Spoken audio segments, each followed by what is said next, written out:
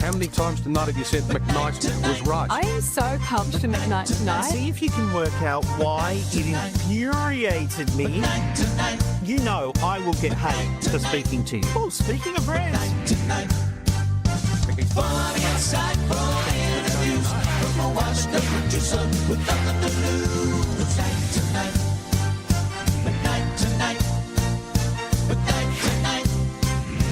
Here comes McKnight tonight.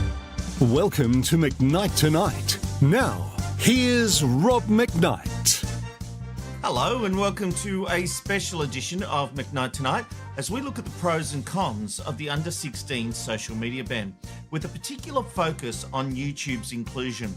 The Albanese government's decision to ban social media accounts for under-16s comes into force on 10 December 2025. That's unless a High Court challenge by two teens results in an injunction placed on the upcoming ban. We'll know more about that in the coming days and weeks. Now, this is one of the most significant online safety interventions anywhere in the world, and it will change how millions of young Australians live, learn, socialise and consume social media. So tonight, we're breaking down why the government is doing it, what it hopes to achieve, how age verification will work, and what this means for kids, parents, creators and platforms. And you can take part in the conversation too by going to youtube.com/@McKnightTonight and leaving your thoughts and questions in the comment section of this video. Throughout the stream, we will take a look at what you are saying and respond accordingly. Now let's meet our powerhouse panel. Emma Mason is an extraordinary and influential voice in the push for stronger digital safety reform in Australia. A lawyer and a mother whose 15-year-old daughter Tilly died by suicide after being bullied online.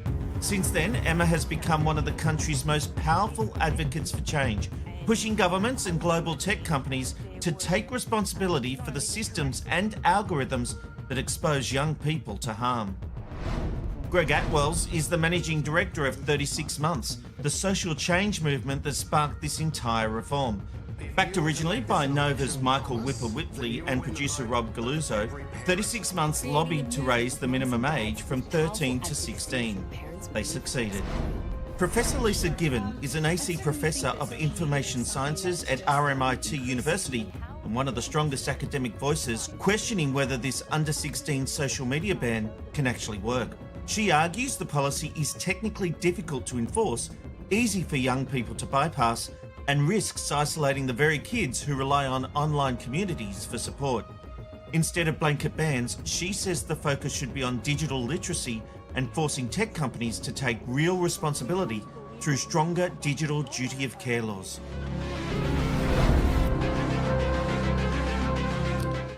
And it's a very big welcome to our panel. Thank you everyone for being here. Emma, you've spoken publicly at the United Nations. You actually said that your daughter Tilly's death was, and I quote, enabled by social media. What did you mean by that? Well, Tilly was a 15-year-old Australian child who began interacting as you do as a child at school. And then as social media grew, she became more and more interacted in the digital world. And the bullying translated from face-to-face to online. And certainly when you look at things that happened to Tilly, which included things such as a fake image of her, a fake nude as it was, spread on Snapchat or bully chat, as I like to call it.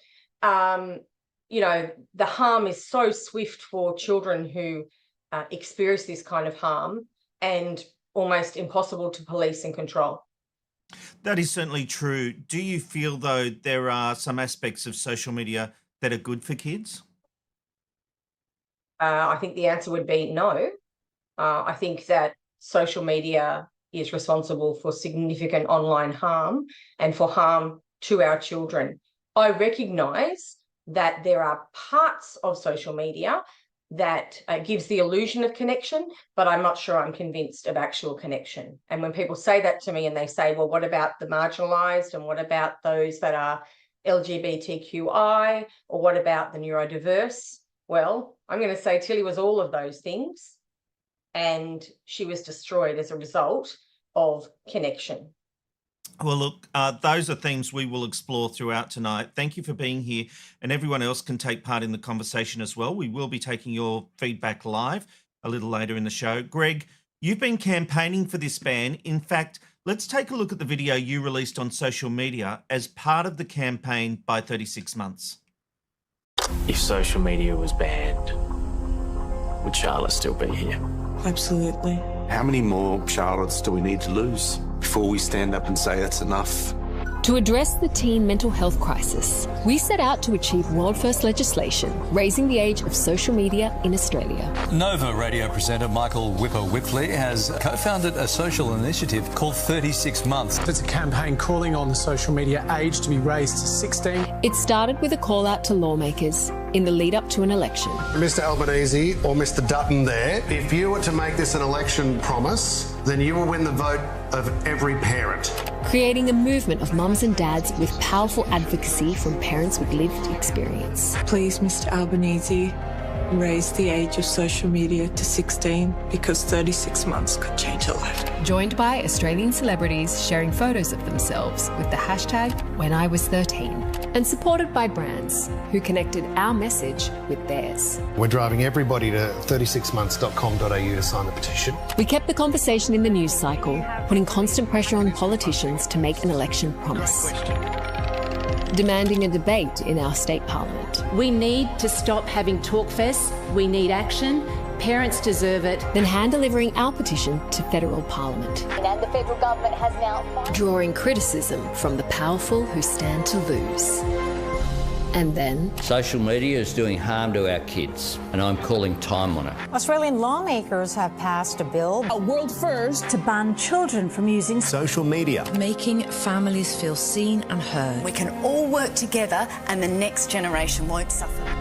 We will never get our daughter back, but families across this country will get their kids back now as a result.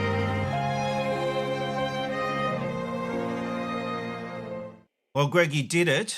The ban is happening. Why do you think upping the social media ban to 16 years of age is a good idea? Healthy teens don't raise themselves. They're raised by adults brave enough to build better systems. And 13 is simply too young to navigate the minefield that is social media. And over 130,000 parents in this country signed a petition asking for one thing: 36 months, not a ban, a buffer, more time for their kids to get to know themselves before the world does. You know, it's interesting. I've been against the social media ban because as a parent, I believe I should have control of what my kids can and can't do. It's obviously hard hearing Emma. She's got a lived experience of what happens when it goes wrong. So I can see the point. And it is hard to argue, Emma, it's hard to argue with you when you are sitting there sharing your lived experience. Is this the kind of story, Greg, that you've been hearing? Is this what led to this movement by 36 months? Yeah, look, even as a parent, even if you don't have a tragic story like the O'Briens have, or that Emma has, or Rob Evans, I mean, there's so many of them.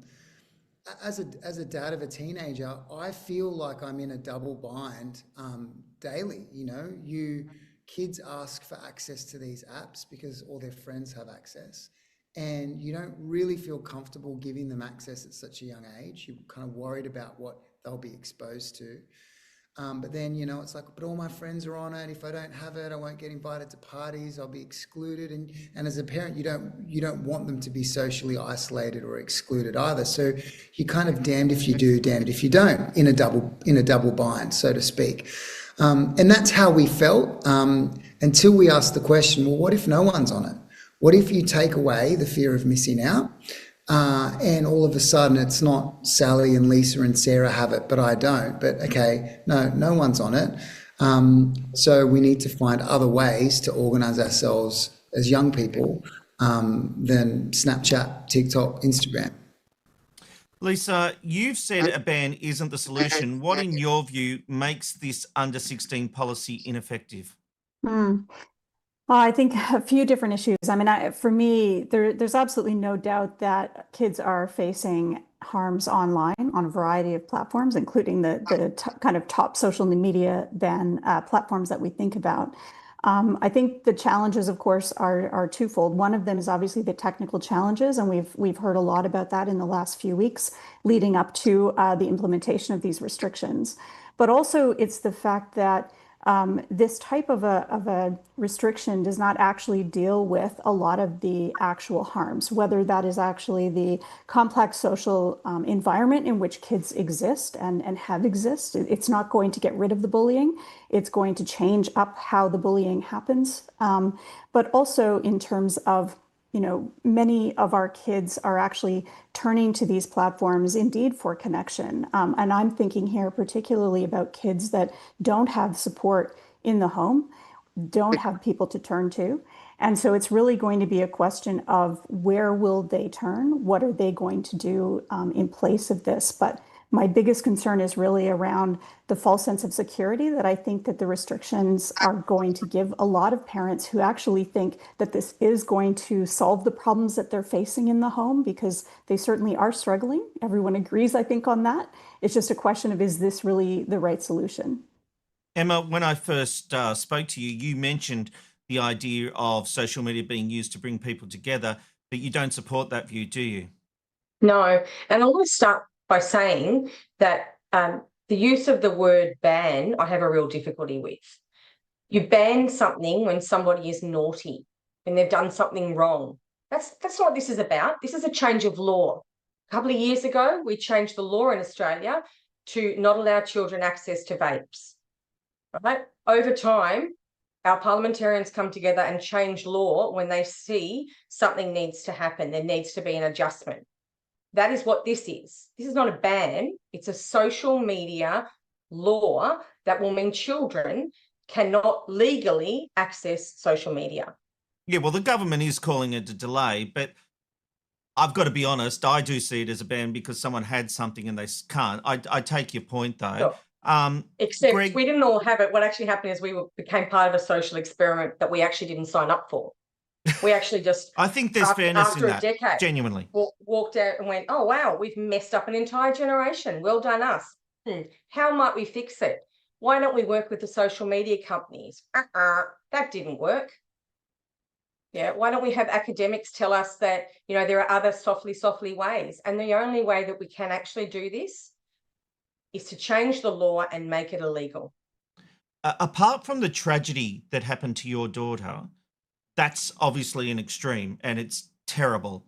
What do you think the long-term problems will be through social media use at a young age?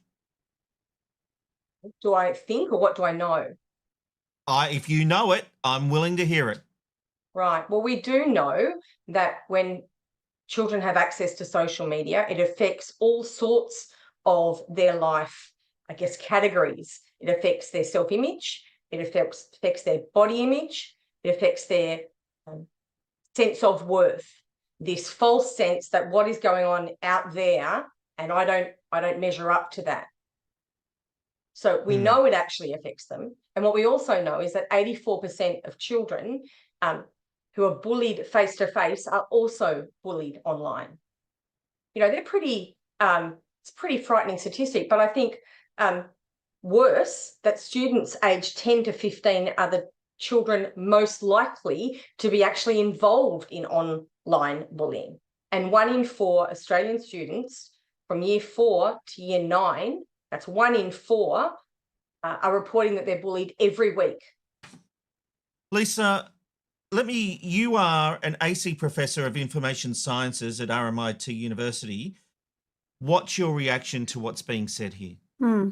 No, absolutely. I mean, I think I certainly feel the pain around bullying. And the challenge, of course, is that this is not going to solve that problem. Bullying has been with us for a very long time. Young people have used a variety of media to do that, as well as obviously in-person and face-to-face means. There's no doubt that social media can often amplify things, particularly, very quick deep fakes can flick around the world, and it's very difficult to put them back in the box. Is that these restrictions are not a ban, They're not actually going to keep all of our children off of social media. That is not the intention even of the legislation. It restricts children from having accounts on some social media platforms. That means many of the platforms that exist where they may well experience bullying or may engage with each other are not captured under this restriction. And that's really the concern that I have, is that what the general public is being sold is actually a much bigger potential solution. The idea of a ban, the idea that the kids will be off of these platforms, that screen time will drop, these are simply not borne out in the legislation and what it actually says and what it actually does.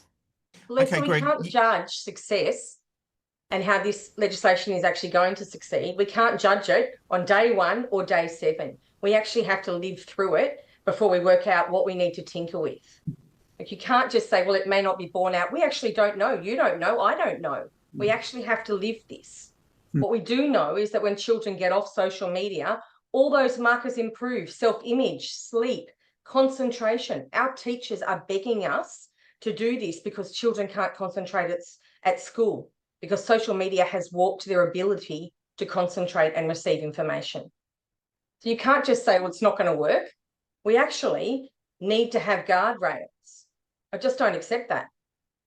Okay, well, that's fair enough. But Greg, let me ask you about this report, because Crikey just recently posted an article saying while youth workers expect some good to come out of the ban, they fear it will not outweigh the risks to vulnerable teens, leading to deaths. Doesn't social media, we're talking about this, the idea that social media helps lonely teens connect. We know Emma's thoughts on that. Where do you stand?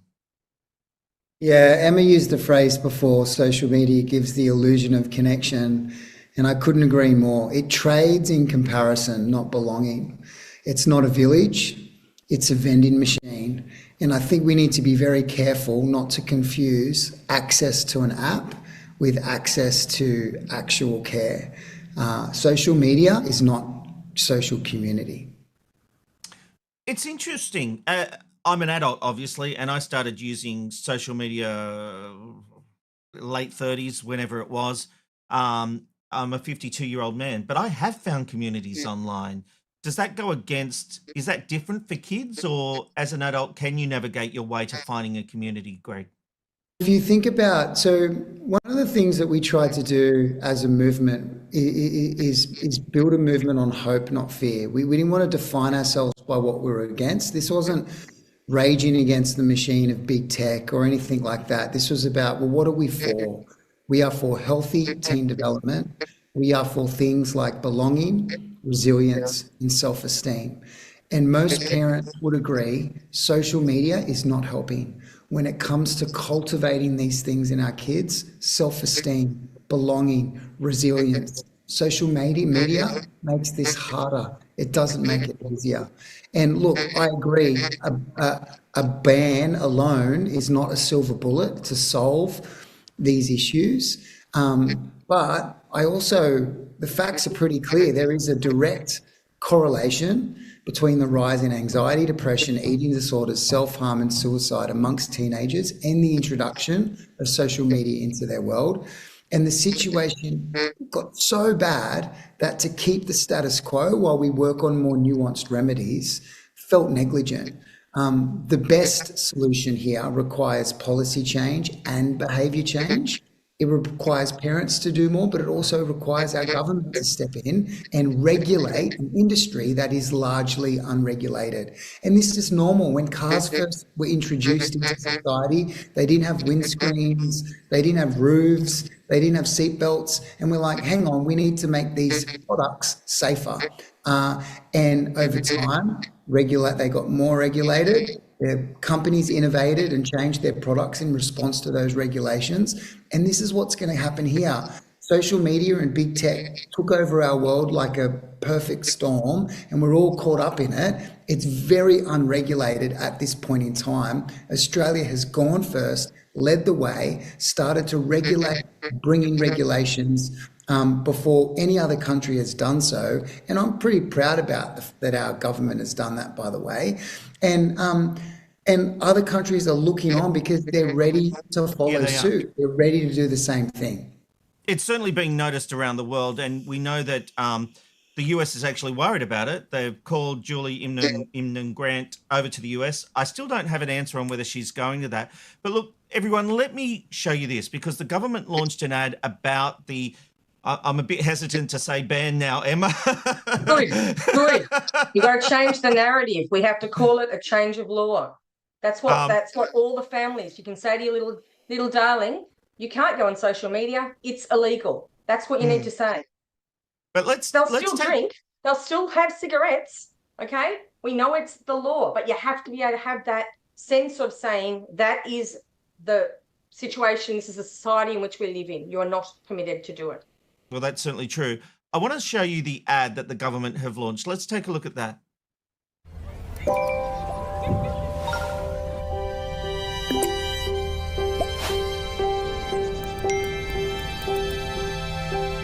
For the good of Kirsty. For the good of Lucy and Anya. For the good of Sam. For the good of Holly. For the good of Noah. For the good of their well-being. From December 10, people under the age of 16 will no longer have access to social media accounts. It's part of a new law to help keep under 16s safer online. For more details and to help you prepare, go to esafety.gov.au. Authorised by the Australian Government, Canberra.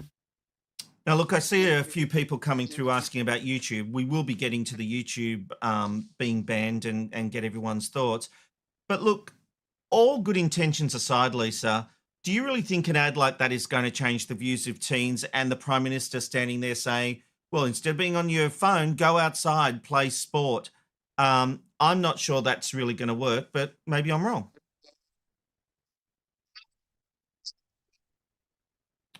Sorry, Lisa, just hang on a second. We've just got a slight technical problem. It might have... Try now. Okay, no worries.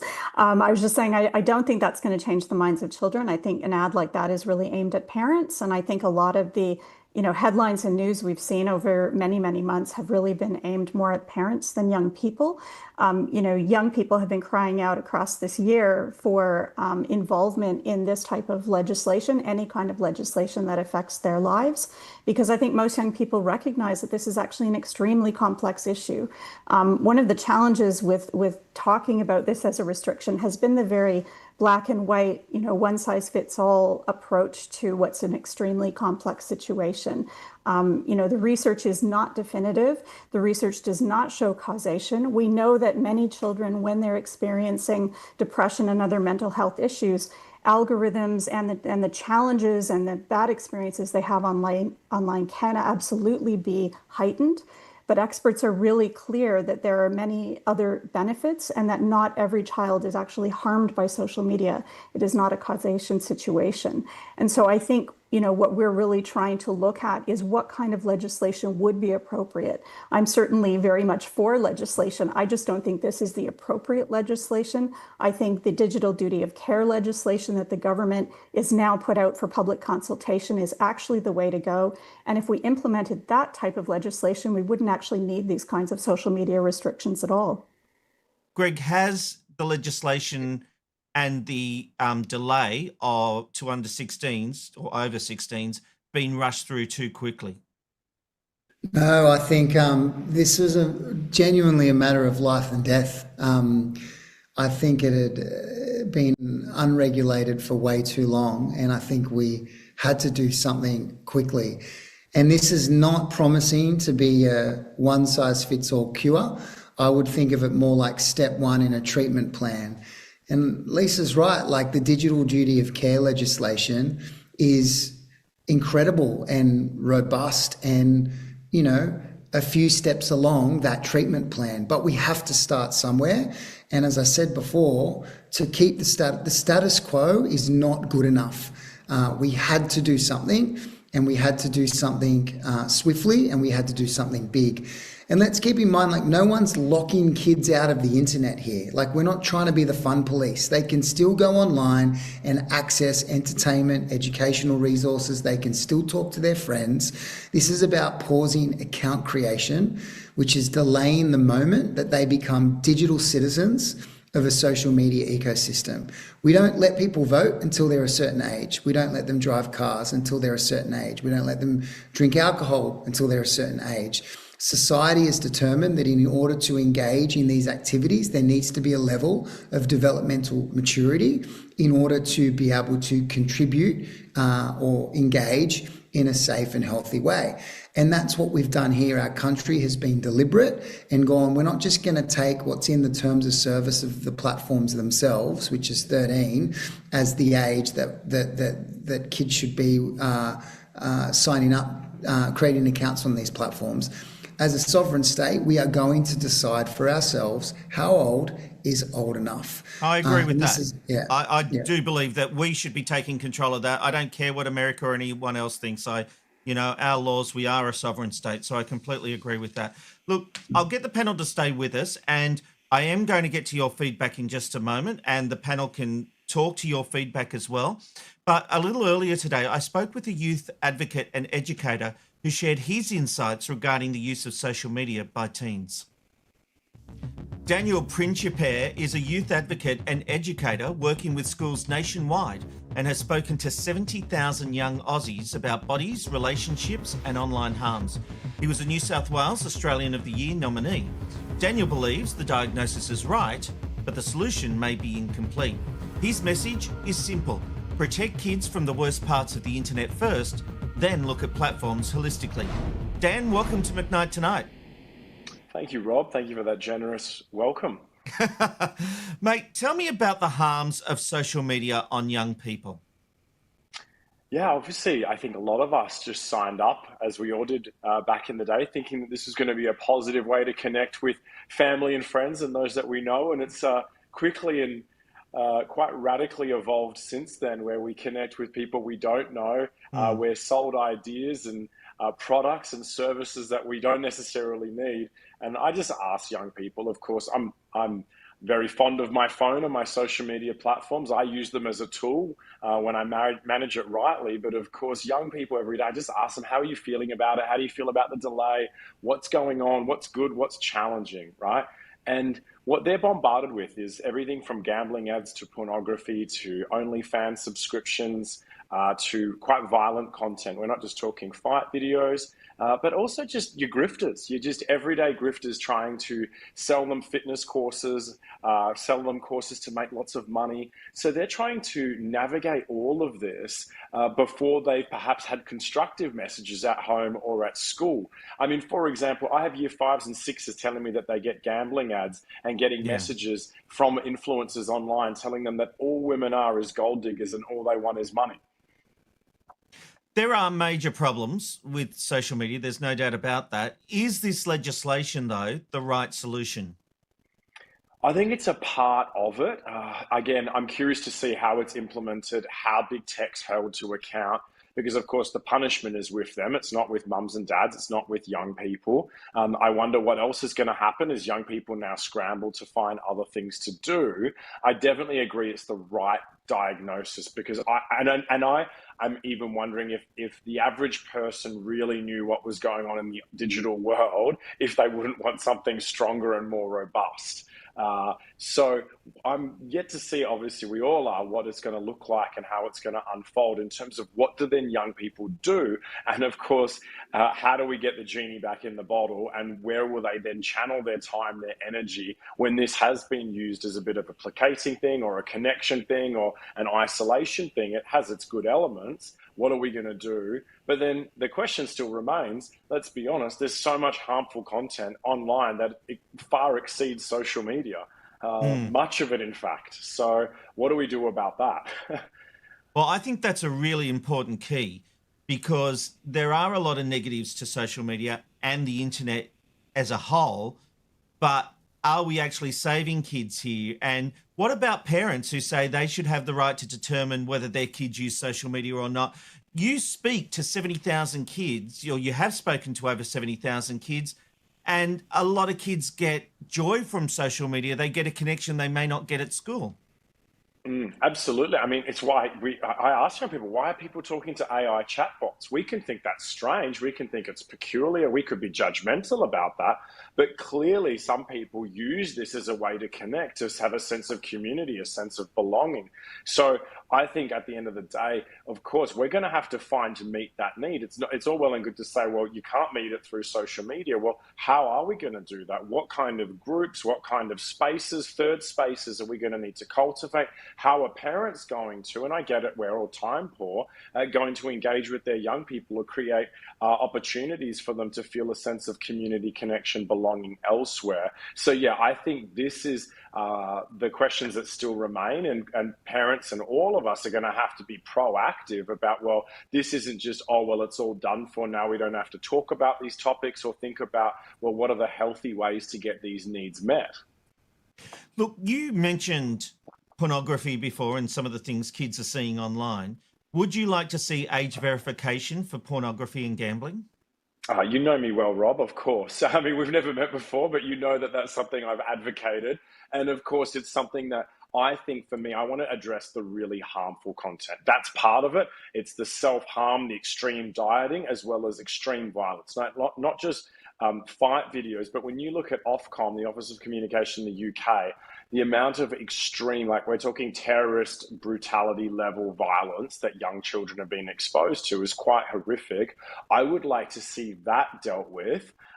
Because of course there are good elements to YouTube Kids. There's learning elements to it all. So, that's what I'm more thinking about. But then on YouTube Kids, I've had primary schoolers tell me that they've seen harmful things or pop-ups in the middle of videos that they're watching, and the average parent, because this is no judgment for them, probably didn't think, oh, I need to be extra vigilant and diligent whilst my children are on YouTube Kids watching Roblox, or whatever it might be, videos. So I'm definitely want to be empathetic towards all of us. I don't think we realize the scale of it and the harms that you've alluded to that exist far beyond social media.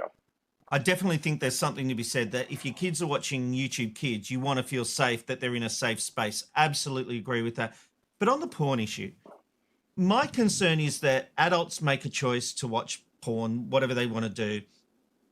There's something I find fundamentally wrong about needing that to be verified by digital ID and things like that when, it is a subject no one likes to talk about, but obviously we know porn is one of the biggest things on the net. Yeah. My point being, people don't want to put their digital ID in to watch porn. I understand that, right? I can appreciate that. I can understand it. And again, like with anything when we live in a society, right, with competing interests, sometimes I don't want to pay my taxes for certain things that the money gets spent on. But as you know, Rob, we all live in a society where we have to sacrifice certain elements for safety, withholding that intention, because we can't have max safety and we can't have max freedom. There are things that we have to hold in tension. And I'm not suggesting I've got all the answers to that. What I do understand is there are age verification providers and platforms and people who have the tech that say that that is something that doesn't necessarily need to be part of the process, that it can be double blind, that it can be de-identified ways to still do this in a way that there is privacy, but obviously keeping children safe. So again, I think we have to continue to ask and demand that the tech industry and how the government implements these things are to these standards. I think it is worth investing in because, of course, I'm of the opinion that the carnage to children that we've seen so far at the hands of increasingly violent, racist, degrading pornography, we just can't sit here and just say, oh, well, maybe we'll figure that out later, because the Australian Child Maltreatment Study and so much research is now showing that children and teenagers are perpetrating the highest now rates of abuse of other children, right? How did we get there? And the academics, the professors are saying that pornography has in part contributed to this. Nobody believes that this is who children are. This is not who people believe teenagers are and teenage boys. Something's gone awry. Now, maybe they themselves have been harmed, but what else has actually happened where they're acting out in this way? And this is a travesty. Nobody wants to talk about it. I don't even like talking about this particular element of my work. It grieves me too much, but it is a reality. And then the question is, what are we going to do and when to address that? And there is no perfect solution. We still need education. We still need other wellbeing programs. We still need parents to be engaged and be the primary, shapers of their children's understanding of positive, respectful relationships. But unfortunately, as you know, Rob, that's not every child's experience. That's not every child's template. And so we've got all that to hold in tension. So I really appreciate the question and the curiosity to sit with, well, what do we do about this? Look, it's a complex issue, and there is no doubt some kids, through watching porn, have got a off-skew view of what a sexual, consensual relationship is. So I understand the need for wanting to do something. Dan, really appreciate your time. Thanks for joining us on McKnight Tonight. Thank you, Rob. I really appreciate this conversation and your time. McKnight Tonight. McKnight Tonight. McKnight Tonight. I'm good to have a drink. Tonight. Here comes McKnight Tonight. Okay, I'll take a bit of your feedback that's coming through, and we'll get the panel to answer some of that feedback. But we've got feedback like this from Travis that says, some teens use this for connection and it may lead to higher teen suicide rates as they are alone. We've got this one from Matt. Kids are so detached from reality now, it would take an entire generation to become normal again. We've got Dylan saying, bullying will never be stopped, I'm afraid, but this will reduce it from being mostly online. Jason says, I'm not in support of the ban, but the social media platforms can use AI-like technology to stop certain behaviour occurring on the platforms, but parents also need to take responsibility and say no. Beck says, just at the point of children can attract because of social media, I still remember being a teenager prior to proper social media, and we were the way we looked because of magazines and Disney Channel. And that's an interesting point, Lisa, that kids, younger kids before social media were talking about the idea of not being good enough. We had that with Dolly and, girls looking at magazines and these models that they could never be. Absolutely. Eating disorders are not new. Misogyny is not new. The violence that women face every day and the way that they're objectified by various media is not new. And I think that's really, for me, and listening to Dan's comments, at the end of the day, we should be really focusing our energies on the big tech companies. We need to eliminate this inappropriate content. We need to battle algorithms, ads, all of it. And at the end of the day, the type of restrictions that we're talking about at the minute, the social media restrictions, are not going to solve these other broader issues. I totally understand, Greg's comment about we needed to do something quickly. The sad thing for me was that the digital duty of care legislation was brought in at exactly the same time as the social media discussion was happening, and it got shelved. We've lost a year while we've been talking about the social media ban, when we could have actually been looking at something much more robust that would deal with all of this harmful content at source and keep all of us safe, not just kids. Greg, the vast difference, though, is... Sorry, Emma, go on. Isn't there a vast difference between saying, I was looking at my Disney magazine and, gee, I wanted to be like Jasmine, as opposed to, you're a fat cow, you'll never be Jasmine? Like, the immediacy of, wanting something and then having someone make a comment about you. I mean, I suffer that. I can't actually believe that I suffer it, but as a person who is talking about bullied on social media, I get bullied on social media to tell me that I'm useless, that it's my fault my child's dead, that I'm a bad parent, that I'm fat, that I'm ugly, all sorts of really pleasant things. That is one of the major issues with humanity, really. And I do think we've seen an ugly side. And I did want to talk about this later, but let's talk about it now. The idea that, yes, I think kids should be safe online, but I also think everyone should be safe online, Emma.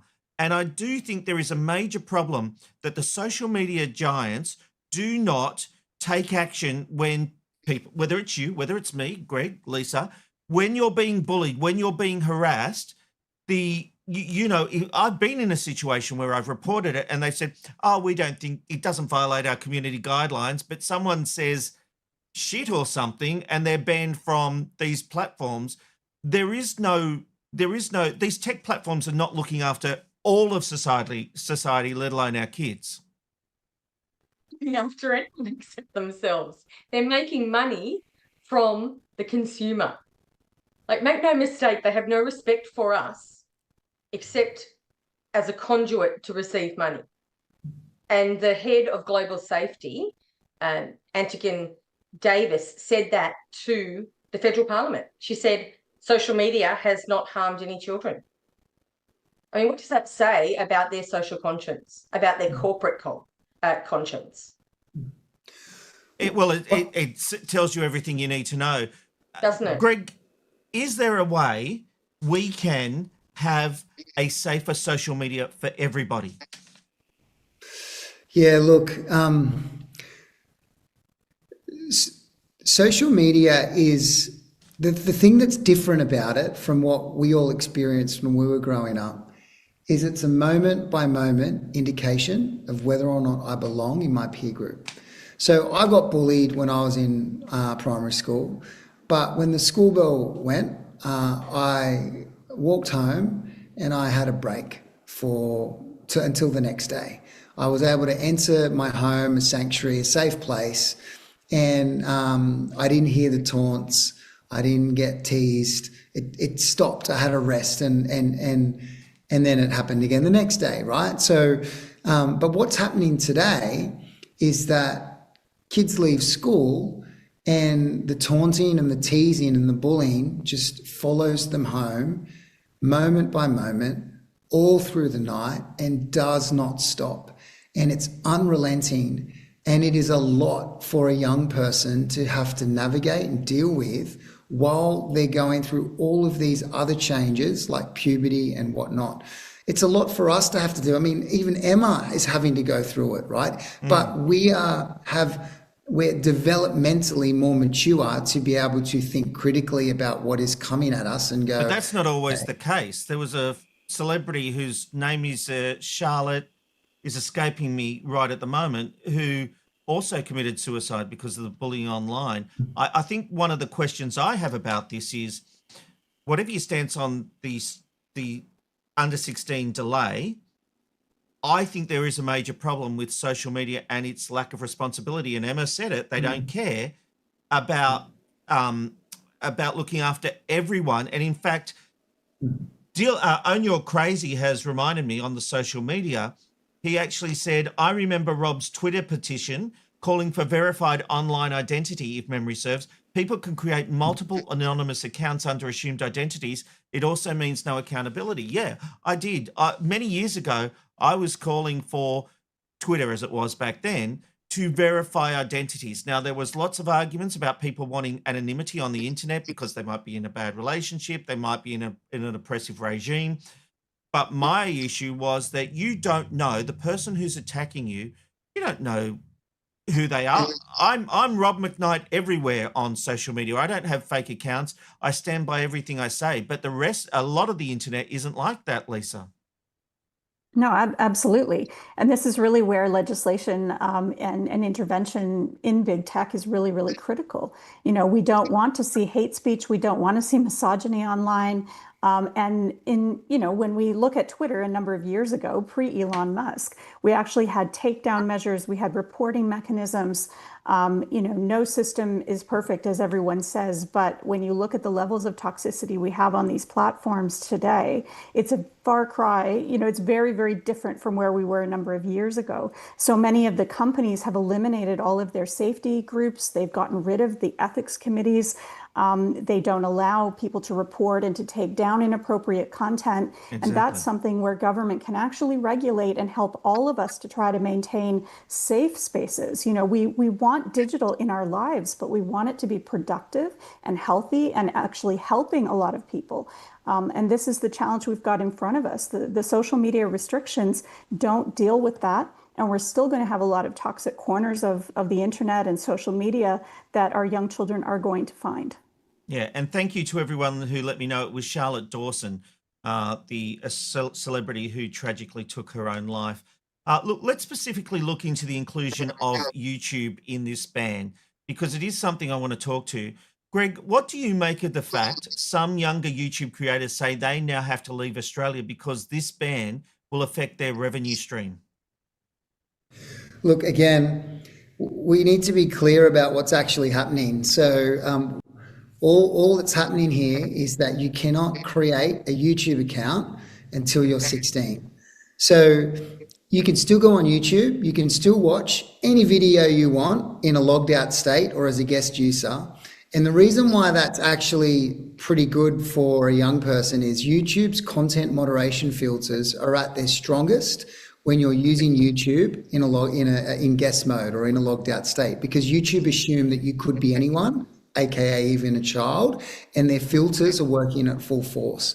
The reason why YouTube won't say that is because they want you to have an account, because when you have an account, they can use what they know about you, your data, to sell to advertisers. So it's commercially beneficial for them to have more people with accounts because that is their revenue stream, right? And so young people are not missing out on accessing the content that they want on YouTube, whether that's for educational purposes or entertainment purposes.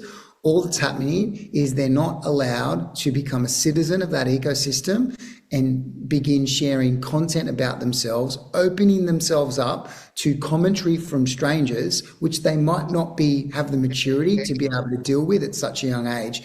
And if you do have a young person that wants to, is a creator or a musician or a skateboarder or something and wants to start putting content out there, then they can do so with a parent managed account. Mum and dad can manage it for them and set it all up and post all the videos and make sure that they don't see the comments, mum and dad can step in. But Greg, you can turn comments off. I think one of the things I struggle with, if you accept there is a problem with social media, I don't know how YouTube falls into this category, but Blue Sky doesn't, which is essentially a clone of X. I guess I don't know why a resource like YouTube, which is an entertainment hub, which is a learning place, a place of learning, why YouTube falls into this. That's the one thing that really doesn't make sense to me. Yeah, look, there were three components that made sort of a social media service problematic for a young person. One was gamified online interaction that makes using the service highly addictive, so things like snap streaks and snap scores. The second was an algorithm that targets vulnerabilities and feeds unhealthy obsessions. And the third was the ability to share and receive commentary from an open social network. So effectively being able to get trolled by people that you don't know. Now, YouTube has two of those three things. There's an algorithm that can send you down rabbit holes and push you to kind of content echo chambers of the internet, feed unhealthy obsessions, target vulnerabilities. And it's an open social network. When you post a video, you're essentially opening yourself up to get commented on by the big wide world out there, most of whom you don't know. And WhatsApp, for instance, is totally different. There's no algorithm. It's a closed network. I can only message you if I've got your number. There's no gamified online interaction. And so I think that's part of the logic around what apps were included in the restrictions and what apps weren't. What about you, Lisa? Do you think YouTube should be included? At the end of the day, I do think YouTube should be included. Again, really? It does have. That surprises me. It does.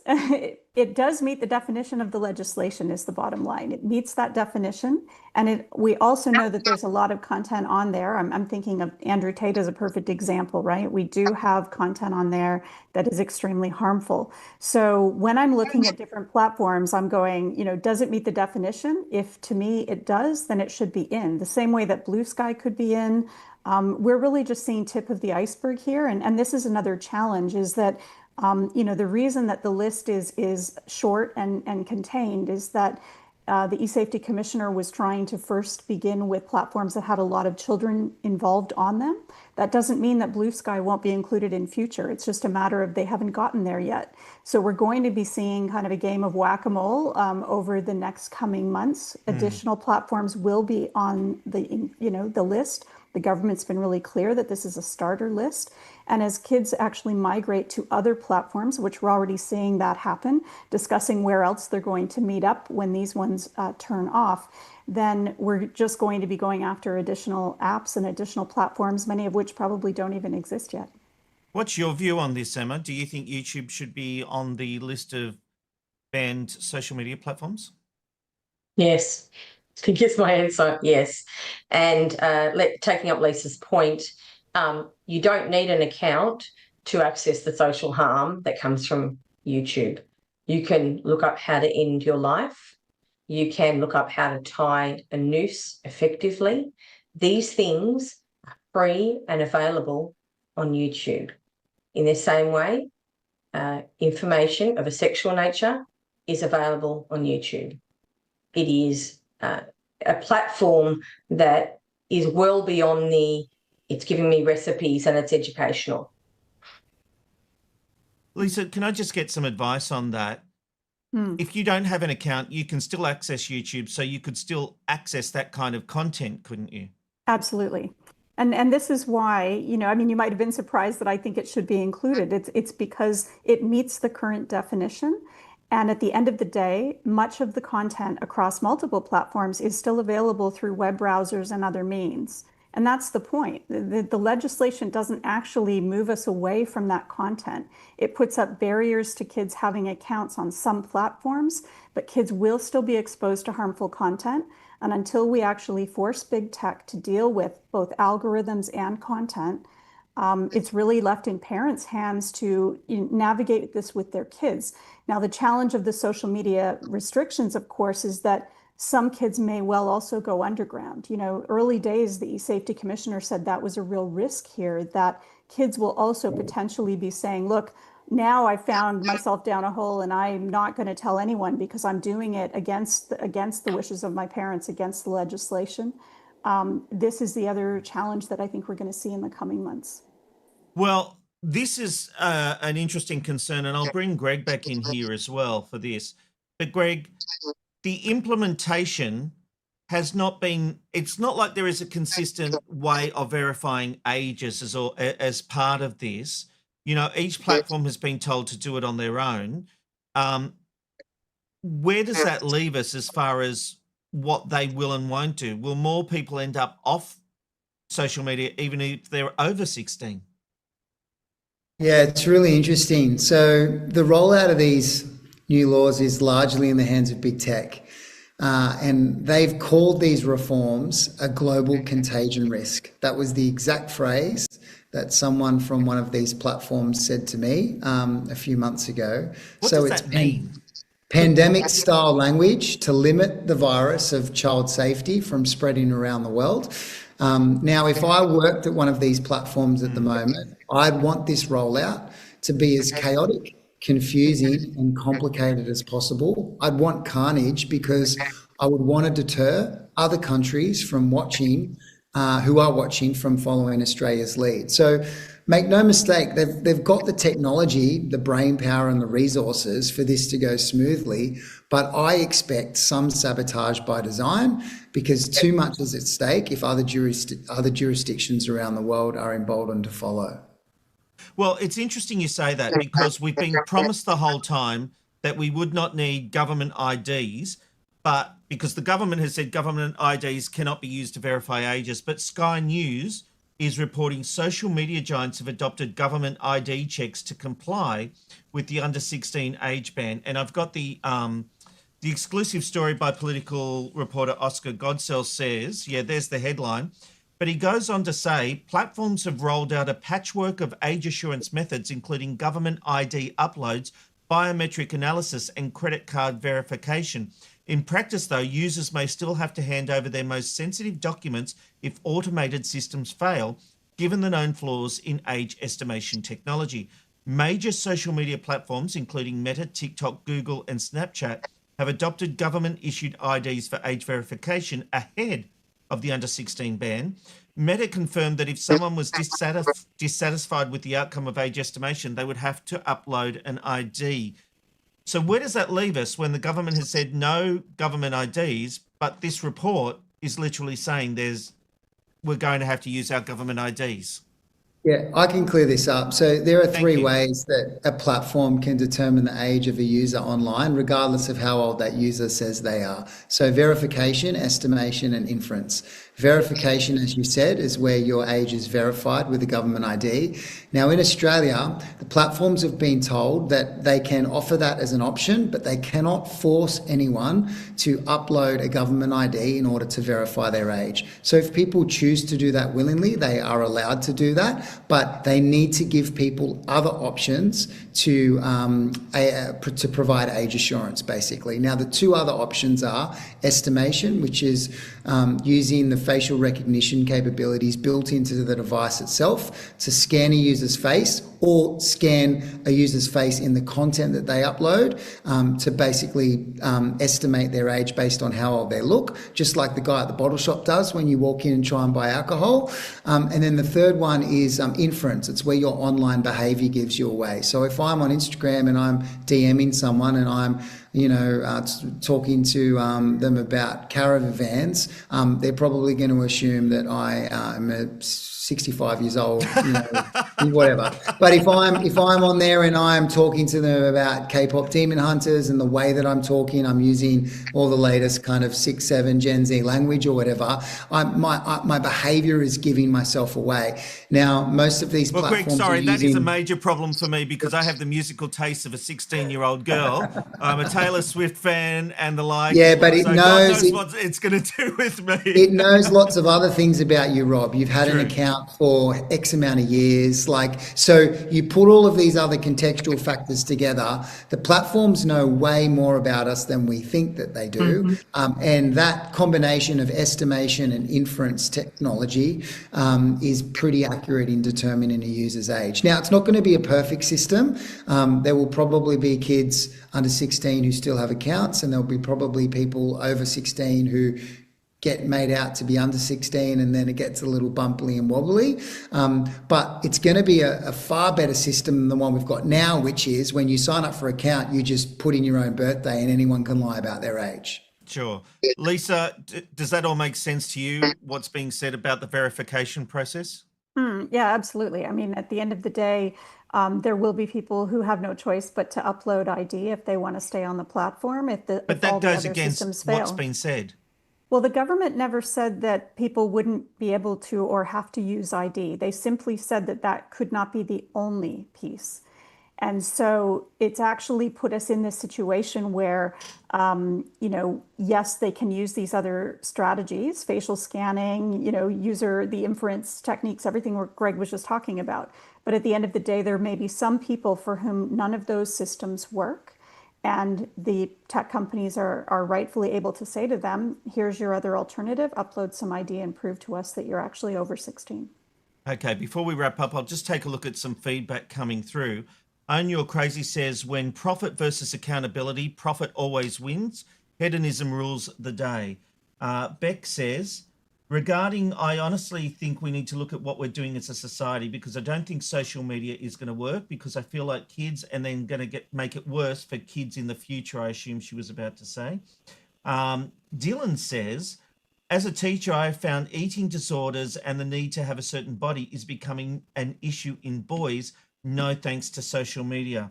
And finally, Jason says, I was bullied relentlessly when I was at school 20 years ago, and there should be zero tolerance for bullying, but I don't think the ban is an answer. I'm sorry, I'm not sure if I ran that one before. If I did, apologies. Look, that brings us to the end of this special edition of McKnight Tonight. I really do appreciate your company. A big thanks to our panel, Emma Mason, Greg Attwells, and Professor Lisa Given. Emma, I'd like to give you the final word tonight. What is your final message regarding social media and the use with kids? Well, I'm really proud to be an Australian. I'm really proud of being part of this chorus of voices that have come forward and said we need to protect our children. That's a pretty special place in the world to be, that Australia says that children are more important than profit. I recognise to other parents that it's going to be difficult and it's going to be clunky. That doesn't mean you don't do it. It means that you have to work harder to support children and to support parents through this process. And to be honest with you, Emma, My wife and I have been divided on this issue, so she is with you. And I've got to be honest, tonight I've heard some things that have been quite interesting and my view is evolving, and I will be interested to see how it goes and see how my kids, I've got a 13 and 15 and 18-year-old. I'll be interested to see how it goes. All right. McKnight Tonight streams every Monday, Wednesday and Thursday at 9 p.m. Australian Eastern Daylight Time, talking hot topics and feature interviews. On Tuesday, you can catch Media McKnight with insights and exclusives about the media industry. You can find all of that content at youtube.com/@McKnight Tonight. I'm Rob McKnight. Big thank you to our panel. I really do appreciate your time, everybody. It has been fascinating. It's good night from McKnight.